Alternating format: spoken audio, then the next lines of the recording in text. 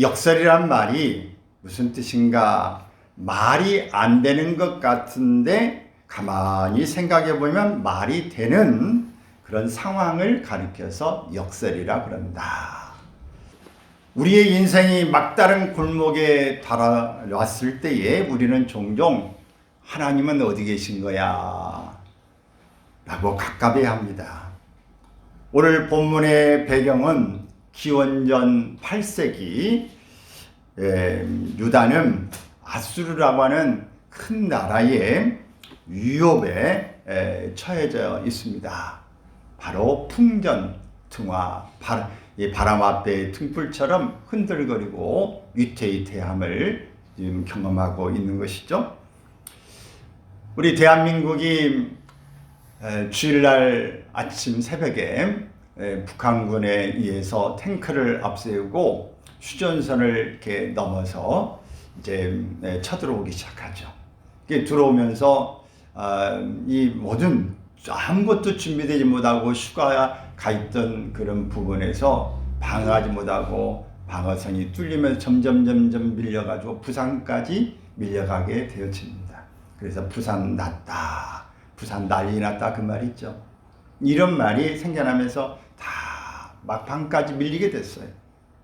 그래서 이 전세가 완전히 기울어가지고 대한민국이 이제 어떻게 해야 되느냐 이런 상황이 되어졌습니다. 바로 이스라엘이 지금 상황이 이런 아수르 앞에서 이런 상황인 것입니다. 1절의 본문에 보면은 그 처참함을 딸 군대여 너는 때를 모을지어다 이렇게 묘사하고 있어요. 재판자의 뺨이 막대기로 맞는 수치를 기록하고 있습니다. 여러분 재판관 지금 사법관 이렇게 판사들이 있는데 판사들이 이렇게 막대기로 얼굴을 막 뺨을 이렇게 맞는다. 법이 완전히 무너지고 나라가 기울어져 버렸다고 하는 뜻을 두고 있습니다. 이처럼 수치와 수모를 당하고 있는 나라의 형편. 그러므로 너는 때를 모아서 있어야 된다.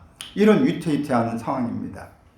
이런 절망의 정점에서 하나님은 베들레헴이라고 하는 아주 작은 점 하나를 꼭 찍어줬습니다. 이것이 바로 하나님의 역설입니다. 아니 큰 위기 앞에서 보잘것없는 베들레헴, 바로 거기에다 점을 하나 찍는 게 이게 무슨 의미가 있는 거야? 이게 무슨 소용이 있는 거야? 라고 하는 것이죠. 세상은 힘의 논리로 역사를 씁니다. 힘 있는 모든 것들이 다 지배하는 거예요. 우리나라도 지금 국회 현상에서 민주당이 이 과반을 차지하고 있기 때문에 맘만 먹으면 모든 법을 통과할 수 있어요. 다 발의하고 아무리 반대해도 소용없어요. 그냥 원하는 것은 다 해결할 수 있어요. 왜? 의원 수가 많으니까 힘이 있으니까. 만사가. 그래서 원만하면 다 할 수 있습니다. 이게 힘의 원리예요. 모든 것은 또 힘이 있는 정권에 있을 때에 맘만 먹으면 힘이 있으면 다 밀어붙입니다. 이게 바로 세상의 힘의 논리로 역사를 쓰는 것입니다. 그러나 하나님은 연약함과 자금을 통해 새 역사를 쓰시는 것입니다. 미국에서도 인천 상륙작전이 불가하다. 거기에 그 파도가 심하고 거기에 상륙하기 매우 어려운, 그리고 그것을 상륙하다가 절통이 나면 다 전멸할 수도 있는 상황이다. 상륙도 어렵고 여러 이런 난관이 봉착되어 있는 곳에 상륙작전은 어렵다라고 하는 것이 미국의 다 일관된 생각이었어요. 그런데도 정말 이 위기, 남한의 위기를 극복할 수 있는 방법은 이 인천 상륙작전 이거밖에는 없다라고 생각하고 어려운 가운데 승낙을 얻어내서 이제 메가데라고 하는 사람이 하나님 앞에 기도하면서 하나님, 이 작전은 나라를 살려야 됩니다 라고 하면서 흔히 기도하면서 마침내 인천 상륙작전이 불가능한 것 같은데 정말 확률이 너무너무 거의 없는 상태에서 성공하게 되어집니다. 그래서 위에서부터 아래에서 밀리면서 점차 수복하게 돼서 드디어 서울을 수복하게 되는 그런 일을 겪게 되어지는 것입니다. 우리는 작은 것 같지만은 그 작은 그 하나가 큰 일을, 새로운 변화를 끌어갈 수 있는 그런 일이 생겨나는 것을 역사 속에서 보는데, 오늘 하나님께서 이 베들레헴이라는 점을 찍은 것이 오늘날 우리에게 있어서 성탄절을 맞는데 중요한 이유가 되어지는 것입니다. 이렇게 자금의 역사를, 베들레헴 지극히 작으나 가장 위대하다, 바로 2절에서 이야기하는 것입니다. 하나님은 세상을 구원할 왕의 탄생지로 예루살렘의 왕궁이 아닌 유다 족속 베들레헴, 바로 이 남쪽 유다 한 지파와 더불어 베들레헴 지파가 함께 합해져서 이 남유다를 형성하고 있는데, 베들레헴 지파는 인구수가 적어요. 그런데도 적은 가운데서 또 에브라다고 하는 이것은 정말 작은 한 부분인데 그 마을을 딱 찍은 것입니다. 구약성경 이 열왕기하 5장에 보면 나아만 장군이라고 하는 아람 나라의 한 사람을 소개하고 있습니다. 근데 이 아람 장군은, 아람의 이 나아만이라고 하는 장군은 정말 왕의 힘을 받고 큰 공을 세우고 대단한 인물이에요. 그런데 그가 고민이 있습니다. 문둥병이 들었어요. 근데 문둥병이 들면 어떻습니까? 그때는 지금보다 훨씬 심하죠. 함께 거주하기도 어렵습니다. 왕도 어떻게 해줄 수가 없어요. 신임이 두껍고 나라의 1등 공신이 되었다고 하지만 방법이 없는 것입니다.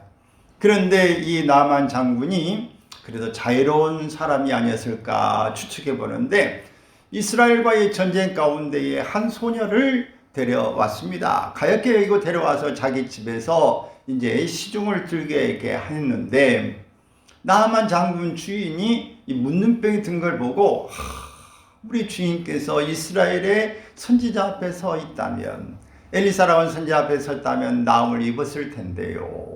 이런 말을 하자 아픈 사람은 누가 말하면 귀가 쏠깃하죠. 근데 확신 있게 말하는 그 이야기를 할 때 정보를 탐문해 보지 않았겠습니까? 1등 공신으로 큰 나라니까. 근데 진짜 그런 선지자 있구나. 그래서 아람 왕에게서 이스라엘 왕에게 보낼 서신을 이제 받습니다. 그러면서 또 나아만 장군이 막 하는 금은보와 의복을 준비해서 선물로 가져갑니다.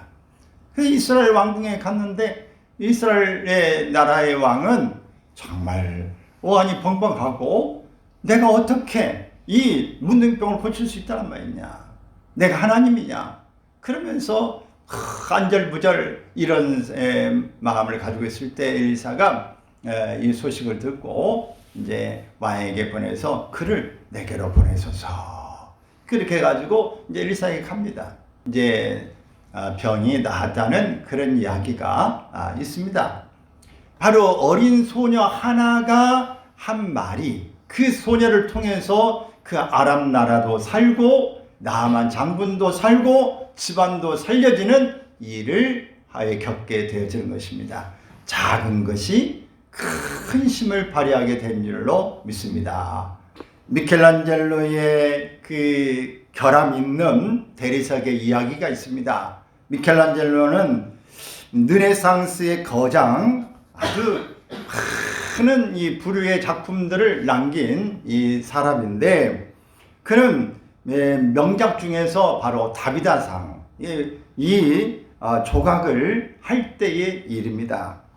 사실 그 거대한 대리석은 다른 조각가들이 볼 때 결함이 있고 너무 가늘다라는 것 때문에 40년 동안이나 방치해 두었던 그런 돌이었습니다. 버려진 돌인 것이죠.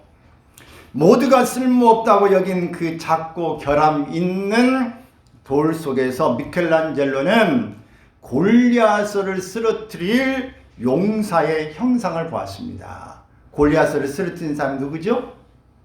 다윗이죠. 다윗의 그 형상을 그 돌에서 본 겁니다. 모든 사람들이 버려주고 보잘것없다고 하는 그 돌에서 미켈란젤로의 눈에 이것이 들어온 것입니다. 하나님은 우주의 예술가이십니다. 세상이 너무 작아서 안 된다, 상처 입어서 쓸모없다 라고 내버린 쓸모없는 그런 베들레헴 같은 우리의 인생, 사람이라고 할지라도 하나님의 눈에 그 속에 신비하고 귀하고 아름다운 큰 작품이 그 속에 있다는 것을 하나님은 보시는 것입니다. 그래서 병든 자, 장애로 태어난 사람, 보잘것없는 자, 이런 사람을 하나님이 구별하셔서 그를 위대하게 아름다운 걸작품으로 만들어 놓는 것을 우리는 보게 되어지는 것입니다. 하나님은 가장 존귀한 구원의 형상을 빚어내시는 것입니다. 현대인들은 규모의 경제, 얼마나 그 경제가 튼튼하냐, 가정도 나라도 모든 이 사업도 그 경제적인 그 가치를 따집니다. 그리고 그 사람의 스펙이, 경험이, 경력이 어떤 것들이냐가 굉장히 중요합니다. 그래서 이런 경제적인 것, 스펙의 노예가 되어져 있는 것이 오늘날 시대입니다. 그래서 많은 사람들이 어떻게든지 하는 경력을 쌓고 공부하려고 애를 쓰는 거예요. 저도 몇 개월 동안에 두 가지를 하고 싶은데 꼭 실현됐으면 좋겠는데 제 의지가 따라갈지 모르겠어요. 하나는 이 엑셀 자격증을 따고 싶다. 또 하나는 한문, 이 급수를 그래도 어디까지 갈지 모르지만 한문을 좀 더 공부해서 자격증을 따고 싶다. 여러분에게 가능성이 있어요. 어떤 것이든 여러분들도 해보면 더 할 수 있는 줄로 믿습니다. 근데 하나님은 사람의 생각, 사람의 계획과 보는 것들이 확연히 틀린 것이죠. 내가 가진 이 자원이 적고 내 배경이 초라할 때 우리는 쉽게 좌절합니다. 내가 이거밖에 안 되는데, 나는 이거밖에 할 수 없고 결과물이 이런데, 그러면서 초라해지고 자신이 위축되는 일이 많습니다. 하지만 하나님의 역사는 사이즈, 크기가 아닙니다. 근원에 있는 것입니다. 크기가 아니라 근원에 있다. 그 집안의 뿌리가 뭐야? 그 사람에게 있어서 그 배경이 뭐야? 이게 중요한 것이죠. 이 근원이라는 말을 이제 그 사전으로 찾아보면은, 근원은 물줄기가 흘러나오기 시작하는 곳을 말합니다. 다 같이 물줄기가 흘러나오기 시작하는 곳. 한강. 우리 대한민국의 한강의 기적이라고 말하지 않습니까? 근데 한강은 크게 남한강과 북한강으로 이렇게 나누어지는데, 남한강의 근원은 태백산 국립공원 내에 금대봉 기슭에 위치한 검룡소라고 하는 것입니다. 근데 이곳에서 석회 안반을 뚫고 하루에 약 2,000에서 3,000톤 가량의 지하수가 솟아오르는 물이 굽이굽이 흘러서 약 514km를 지나 서해로 흘러가는 것입니다. 사계절 내내 수온이 9도 정도를 유지하면서 흘러내리는 것입니다. 북한강은 금강산 부근에서 시작됩니다. 그래서 남한강과 북한강이 이 경기도 이 양평의 두물머리에서 합쳐져 비로소 하나의 큰 이 한강이 이루어집니다. 여러분 그 두물머리 가보셨나요 모르겠는데, 남한물과 북한물이 합쳐지는 그 부분에 양평에 이 두물물이 있어요. 여러분, 그래서 이 한강이라고 하는 이 물이 그렇게 유지되는 것은 그 한강의 자체가 물이 뭐 있어서 넉넉하기 때문에 그런 게 아니라 매일 물이 그런 데에서 흘러 들어오는 것이에요. 그래서 한강이 마르지 않고 유지되고 있는 거다. 이게 근원이에요.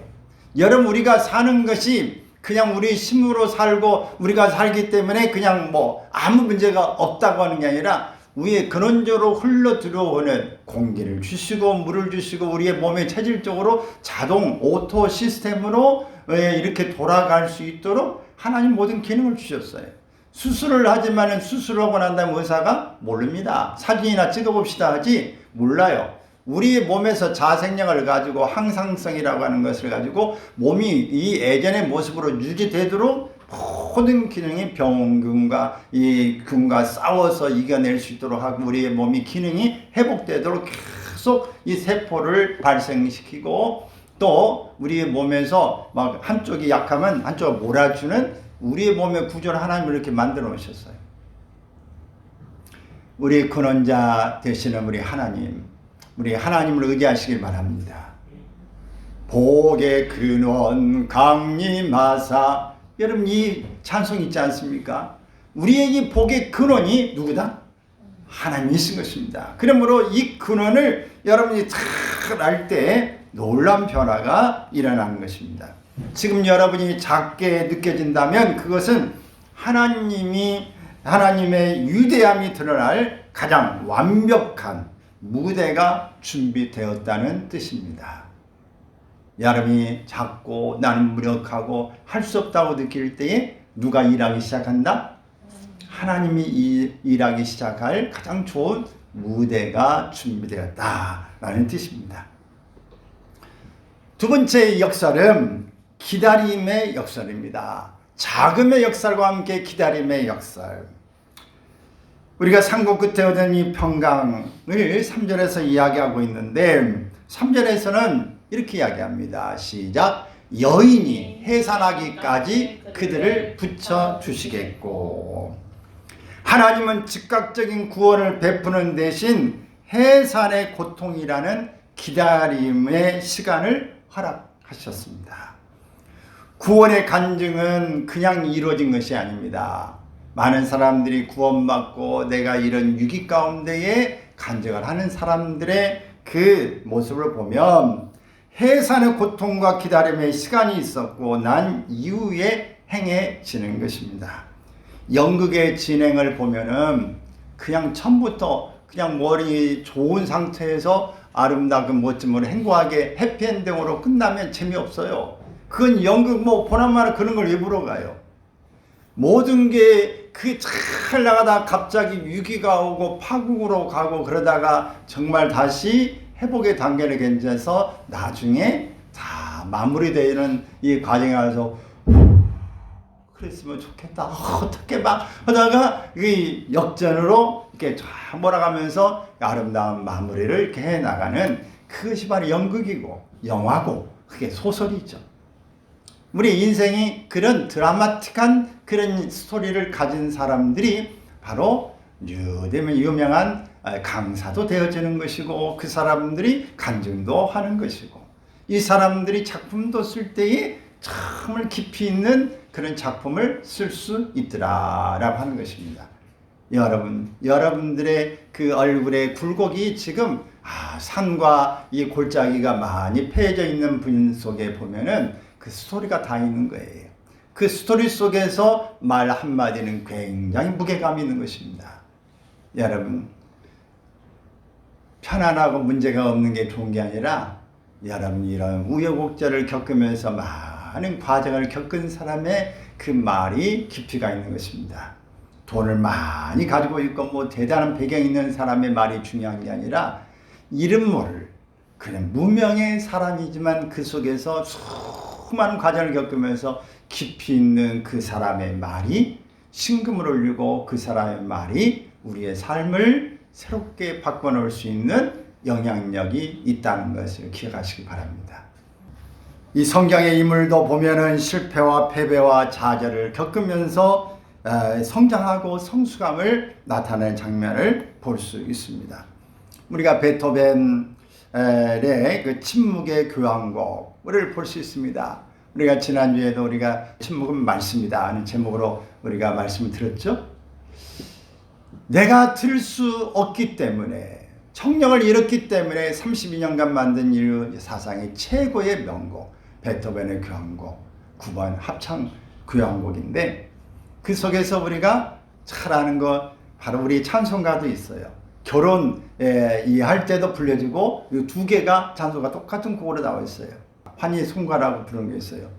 기뻐하며 경배하세 영광의 주 하나님, 이런 곡이에요. 우리가 베토벤의 그 영화를 볼 때도 이 음악이 처음에 사막으로 탁 이렇게 울려 퍼지면서 그 숲이 있는 데를 이렇게 지나가면서 서로를 이렇게 펼치고 지나가는 장면으로 이렇게 영화가 시작합니다.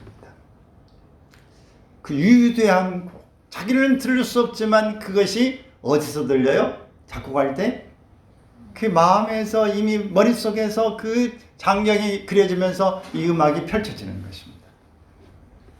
그 애롭고 힘들지만 그 속에서 하나님의 영감이 있어질 때에 위대한 작품이 나올 수 있는 것입니다. 그래서 이 환희의 노래는 인류에게 유안을 주는 참 좋은 그런 노래가 되어지는 것입니다. 우리가 지난주에 살펴봤지만 바흐라든지 핸델이라든지 이런 분들도 눈이 다 어렵고 힘들고 고난의 가운데 있을 때에 위대한 곡들을 다 만들어내고 하나님을 높이고 많은 사람들이 유안과 기쁨과 정말 아름다움을 선사하는 인물들이 되었던 것입니다. 우리는 즉각적인 만족의 시대에 삽니다. 바로 우리가 이 빨리빨리가 우리나라의 좋은 문화기도 하는 거예요. 빨리빨리가 새로운 것들을 계속 만들어냅니다. 그래서 그 라면도 몇 분이면 우리가 하나 먹을 수 있어요? 3, 4분이면 먹을 수 있어요. 면이 좀 두툼한 것은 뭐 한 4분 이렇게 기다려야 되지만 면 얇은 것은 3분이면 끝나. 뜨거운 물 붓고 그냥 3분이면 끝나고 그 전자레인지에 넣고 3분이면 끝나. 거기에만 그냥 먹을 수 있어요. 우리는 이렇게 즉각적인 만족의 시대에 살아갑니다. 기도가 바로 응답되지 않으면 하나님이 벌써 나를 잊으셨는가 라고 그런 생각을 해봅니다. 하지만 해산의 고통 없이 생명이 태어날 수 없듯이 우리의 삶의 고난은 하나님의 목적이 잉태되고 있는 과정인 것입니다. 지금 여러분이 겪는 이 기다림은 방치가 아니라 가장 아름다운 것을 탄생시키기 위한 하나님의 보호 시간이다. 이렇게 기억하시기를 바랍니다. 우리가 마지막으로 이 하나님의 역설은 바로 통치에 있습니다. 강함이 아닌 목자의 심정으로 하나님께서 이 통치하시는 것입니다. 4절에 소개되고 있습니다. 약속된 왕은 군림하는 폭군이 아니라 여호와의 능력과 그 하나님 여호와의 이름의 위엄을 의지하고 서서 목축하니. 4절에 이랬어요. 하나님 여호와의 능력과 그 하나님 여호와의 이름의 위엄을 의지하고 서서 목축한다. 그 결과로 얻어지는 것은 영토 확장이 아니라 평안입니다. 알렉산더 이 대왕처럼 많은 확장하는 일이 아닙니다. 평안함을 주는 겁니다. 중국의 춘추 전국시대, 바로 기원전 770년에서 221년까지 수많은 나라가 일어나고 무너지고 전쟁이 피면나라하게 그렇게 막 500년 이상을 싸웠던 시대를 춘추 전국시대라고 합니다. 근데 이 나라를 그냥 나라를 통일시켜 버렸어요. 누가? 바로 진시황이라고 하는 이 한 나라가 통일시켜 버립니다. 대단한 그 영도력이죠. 대단한 사람이에요. 그래서 도량형 모든 계획도 하고 뭐 이 법제도 이 모든 것을 다 새롭게 만들고 다 또 이 모든 걸 안정적으로 이렇게 통치하는 그런 진시황이었어요. 그래서 이런 힘과 능력을 가지고 있으면서 그가 정말 오래 살고 싶은 거예요. 사람은 다 가지고 있으면 오래 살고 싶은 겁니다. 그래서 내가 늙지 않는 불로초를 구해와라. 그래서 수천 명의 동남 동료들을 바로 이 전설의 산으로 보내가지고 이 불로초를 가져와라. 이렇게 보냈어요. 근데 그게 어디 있습니까? 그래서 신비의 야규라고 하는 것을 그 당시에 찾아냈다고 가져왔는데 그게 바로 수은입니다. 수은. 그것을 이제 수은을 먹고 또 몸에 바르고 그럴 땐 여러분 어때요? 우리가 수은을 많이 먹으면 뭐예요? 중독이죠. 수은 중독이 돼가지고 결국은 오래 장수하고 불로장성한다고 영생을 얻겠다고 말했던 사람이 50세에 세상을 떠났어요. 큰 업적을 가지고 있지만 세상을 떠났습니다. 그러면서 그가 이 만리장성도 진시황 때 쌓은 거예요. 만리장성을 쌓고 또 그가 죽고 나면 나를 보호해줄 군사를 만들어야 되겠다. 그래가지고 땅속 지하에다가 이 모든 이 구인들의 모습을 흙으로 만들어가지고 거기에 각기 다 다른 모습으로 다 이 군사들을 만든 거예요. 그리고 말들도 만들어놔가지고 흙으로 조형을 다 만들어서 수많이 지금 발견된 것만 저렇게 많아요. 근데 어마어마하게 그 장면들을 지하에다가 다 해가지고 죽어서도 내 사후에 내 수호 병사들이다.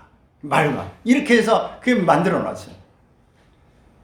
또 이게 아방궁이라는 것을 만들면서 그게 이 가로 세로가 700m, 이 또 남북으로 110m, 이런 걸 만들었는데 그 당대 못 만들었어요. 그 다음 때도 못 만들었어요. 근데 그 속에 다 만든 거기에 보면은 1만 명이 앉을 수 있는 자리, 어마어마한 거죠. 그냥 결국은 그 완성도 안 되고 다 불에 타버렸어요.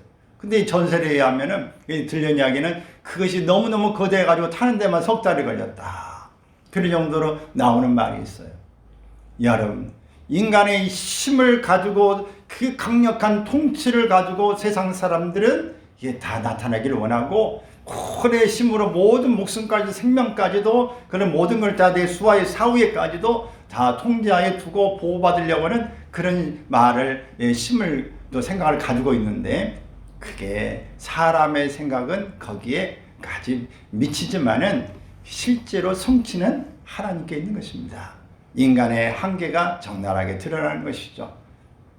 장수하지도 못할 뿐만 아니라 이 모든 것은 후대의 역사를 군 조직이 이렇게 되어져 있구나. 이런 것들을 알 수 있는 이 역사적인 사료는 이 재료에 이렇게 제시하고 있지만은 그의 모든 수고는 결국은 자신이 누리지 못하는 헛수고에 불과한 것입니다. 여러분, 오늘 하나님의 통치는 무엇입니까? 이런 강함이 아니라 목자의 심정으로 통치하는 것입니다. 렘브란트의 탕자의 귀향이라고 하는 그런 유명한 이 그림이 있습니다. 렘브란트의 그림 바로 탕자의 귀향을 보면 아버지에게 두 아들이 있었어요. 근데 그 큰 아들은 집에서 그냥 보통의 모습으로 이렇게 있는 스타일인데 둘째 아들이 좀 특별한 생각을 가지고 있어서 그게 좀 나가보고 싶다, 도시로. 나도 내 꿈을 펼쳐보고 싶다. 그래서 아버지에게 참 불효스럽지만은 내게 나눠질 분깃을 달라, 재산 분할을 해달라. 그래가지고 강청하니까 아버지가 아들에게 돈을 줍니다. 근데 가서 도시에 가서 허랑방탕하게 다 창기와 함께 써버리고 나중에는 거지 꼴이 돼가지고 돼지치는 곳에 가서 돼지가 먹는 주어면면을 먹으려고 하는데 그것조차도 배부르게 먹지 못해서 거기 회개하고 후회하면서 내가 하나님과 아버지 앞에 죄를 지었구나. 아버지 앞에 품꾼들 얼마나 먹을 게 많은데 나는 여기서 굶주려 죽는구나. 그러면 참여하고 내가 아버지 앞에 가서 차라리 품꾼에 하나 써달라고 해야 되겠다. 돌아갑니다.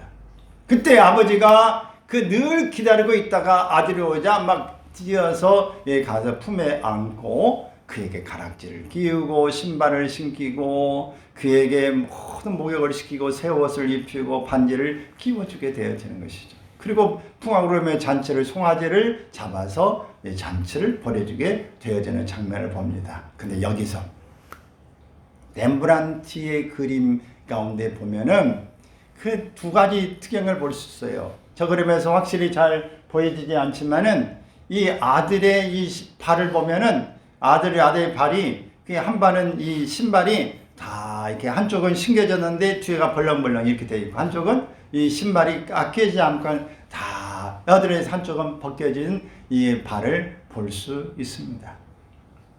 또 하나는 이 아들을 아는 그 아버지의 두 손이 있는데 자세히 보면 두 손이 좀 달라요. 한 손은 이 아버지의 이 손, 거칠고 힘 있는 남자의 손인 반면에 한쪽 손은 이 또 가냘프고 부드러운 여자의 손으로 이렇게 표시를 해놓은 것입니다.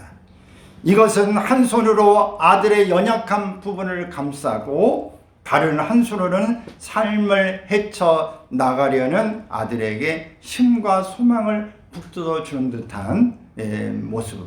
또 하나님의 통치가 엄하고 유풍이 있는 것은 남자의 거칠고 힘 있는 손이라고 한다면, 자애로움을 표시하고 있는 이 한 어머니의 손 같은 모습은 동시에 아버지 어머니의 자유로움과 그 어미함을 품고 있는 의미다. 참 화가는 참 대단하죠. 이런 깊은 뜻을 그 속에 담고 하나하나를 표출하는 것입니다. 조각가, 화가들, 음악가들 참 보면 참 대단하고 정말 찬사를 보낼 만하다. 어떻게 저런 작상을 하고 어떻게 저렇게 섬세하게 그릴 수 있을까? 다벼상 이런 것도 보면요, 그 손에 심줄이 이렇게 보일 만큼 이렇게 표현을 합니다. 조각하는데 심줄이 이렇게 손에 보면은 다 심줄까지 제가 표시를 해놨어요. 야, 어떻게 저렇게 만들어내는가 하는 것을 볼 수 있습니다. 오늘날 우리를 괴롭히는 것은 경쟁과 생존의 공포입니다. 직장에서, 사회에서 우리는 늘 강해져야 한다고 강요를 받습니다. 강해져야 산다, 이런 말을 해요. 그러나 성경이 말하는 진정한 승리는 나를 지키기 위해 남을 짓밟는 것이 아니라 선한 목자 되신 예수 그리스도의 품 안에 누리는 평강을 말합니다. 짓밟는 게 아니라 그리스도 안에서 누리는 평강을 말합니다. 진정한 강함은 나의 능력이 아니라 나를 목축하시는 하나님의 능력에서 나온다고 하는 것입니다. 있을 때는 당연한 것 같고 내가 잘해서 되는 것 같고 열심히 살고 노력하여 이루어진 것 같았지만 어느 날 잊어버린 것들이 생각날 때 잊었던 하나님의 은혜를 찾게 됩니다. 우리는 잊어야 잊어버린 것을 찾습니다. 시작. 우리는 잊어야 잊어버린 것을 찾습니다. 그것을 발견합니다. 그것을 깨닫습니다. 그것을 감사합니다. 그것을 찬양하고 눈물을 흘리며 소중히 여깁니다. 그것은 평안입니다. 여러분은 안녕하십니까? 이것이 은혜 중에 은혜입니다. 여러분에게도 베들레헴에서 별이 뜹니다. 여러분에게도 분명히 숨겨진 작지만 보잘것없는 것 같지만 귀중한 베들레헴이 여러분 속에도 있는 줄로 믿습니다. 작은 베들레헴 어디입니까? 예수님이 태어나신 곳입니다. 미가 선지자가 바라본 환상은 700년 후 베들레헴의 마구간에서 현실이 되었습니다. 가장 비천한 곳에 가장 고귀한 분이 오신 것입니다. 하나님의 약속은 반드시 성취됩니다. 그저 던져진 희망적인 말에 불과한 것이 아니라 그 말씀이 때가 찰 때 생각지 못한 곳에서 생각지 못한 방법으로 성취됨을 보게 될 것입니다.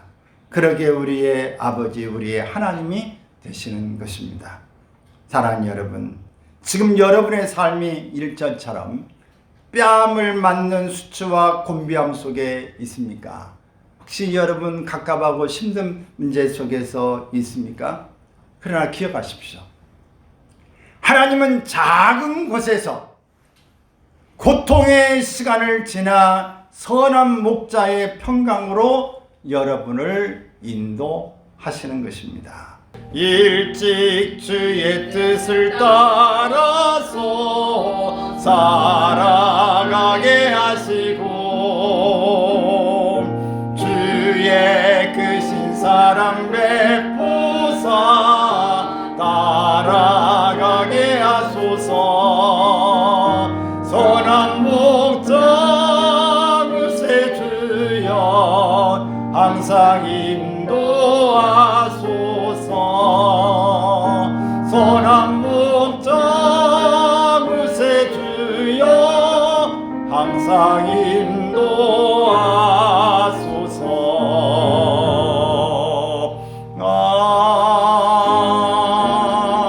아멘. 5절 상반절에 보면 이 사람은 평강이 될 것이라.